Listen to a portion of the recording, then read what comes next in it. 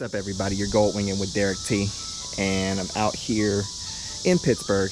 I decided to pull over on my way home in a local park and just do kind of a walk around on my bike. This is what will be my 1-year review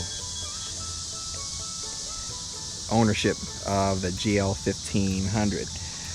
So like I said, it's been about a year.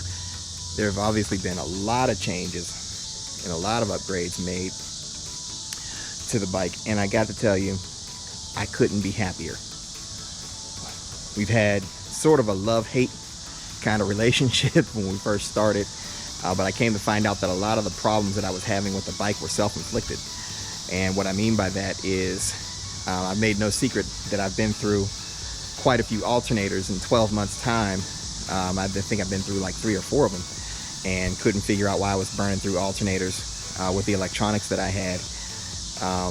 But it was actually not the lights that you see, and it wasn't the radio, it was actually the amplifier. It was the style of amplifier that I was using, a Class AB amp, which I'm told not to use because they draw too much power from there, and so just can't use that. I changed it out to a Class D amp, and I haven't had a problem since.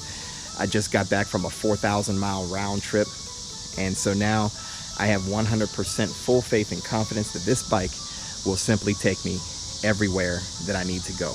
I won't do a whole lot of in-depth details on everything that I've done with the bike, just to mention a couple things off the cuff. Obviously, there's the light set that you see there. There's also Torque Master pipes, and I'll put maybe I'll put a link in the description there. I did change out the pipes, and there's an upgraded head unit as well. It's a marine head unit, and so there's a few things that I've done extra.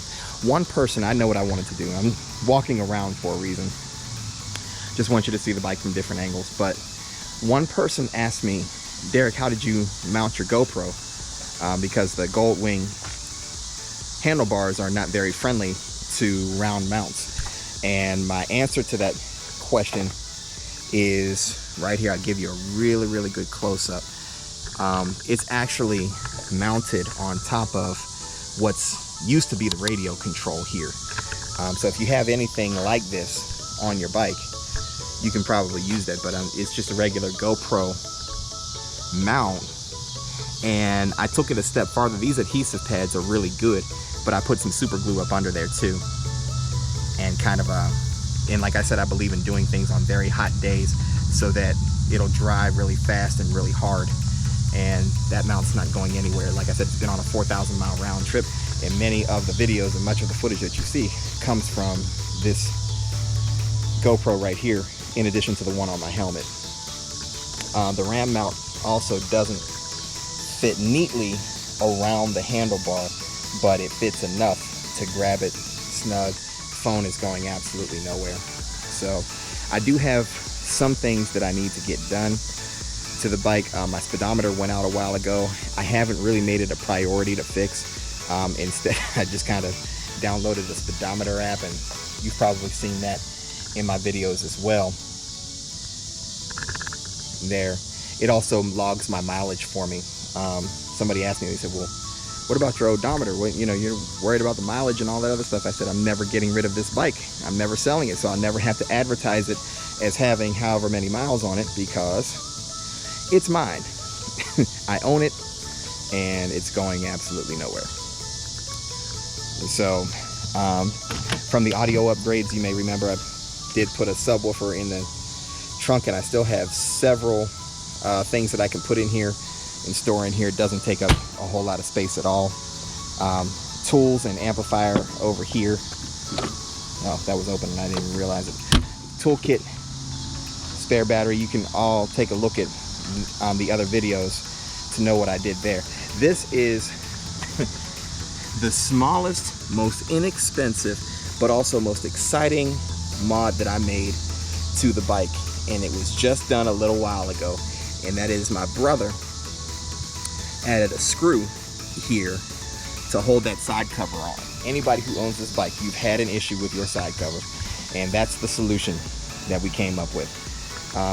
This thing is going absolutely positively nowhere, and I love it. So that is a quick summary and a quick 1-year review. Let me tell you, for comfort, for reliability, for smoothness, you just can't beat these bikes. They're king of the road as far as I'm concerned. Like I said, I have full faith and confidence that this bike will take me anywhere. If I can do a 4,000 mile round trip, that means I can ride from here to California and not experience a problem. So there will be more long trips. And hey, and then the other thing, this is the obvious thing, for as much bike as I got for the money I paid for it, roughly about $4,000, you just simply can't get better than that. Let me do one thing. And you really have to excuse the dirtiness. I'm going to be detailing the bike. I just got back from the National Biker Roundup, but take a look down there at that dark side tire. All right, that tire has brand new tread on it.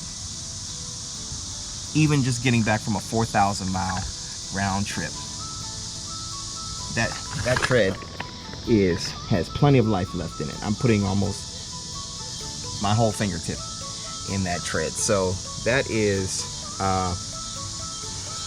in case you were wondering and wanted to do any kind of reviews on dark siding, hey, I recommend it if you're going to be traveling long distances. So hey, that's my feeling on it. I know dark siding is a hotly debated topic, but hey, if it works for you, it works for you, and I'm telling you, it works for me. So I'm going to continue to do it. All right, I'm gonna get out of here for now, but just wanted to stop, take a minute, and really reflect on kind of my last year with the bike. I bought it with roughly about 51,000 miles on it. So I've put about 10,000 miles on it. Probably 8 of those are on the dark side tire.